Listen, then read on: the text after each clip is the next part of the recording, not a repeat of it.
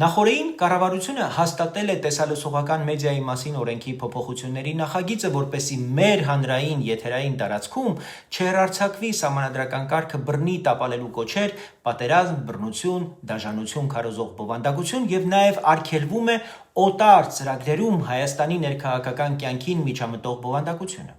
Ինչպես ասում են, ամեն ինչ շատ ճիշտ է, արդար է, բայց անոմալիա է, որ հարկատուներիս հաշվին գործող հանրային մուլտիպլեքսում դեռ կարող են տեղ գտնել օտար պետության պետական ալիքներ։ Այսինքն դու մի կողմից ասում ես մեր ներքին կյանքին չմիջամտեք, մյուս կողմից նույն եթերը տալիս ես այլ երկրի պետական, թշնամական, ֆաշիստական քարոզչությանը։ Ենթադրենք այս օրենքով վերացնում ենք Հայաստանի դեմ ռուսական հեռուստաեթերի ամբողջ թույնը, բայց դա ամբողջությամբ չի լուծում խնդիրը։ Ռուսաստանը պատերազմում է ոչ միայն Ուկրաինայի, այլև հավաքական արևմուտքի, Միացյալ Նահանգների եւ Եվրամիության դեմ։ Հայաստանը միևնույն ժամանակ խորացնում է կապերը հենց այս ուղղություններով եւ Միացյալ Նահանգների եւ Եվրամիության հետ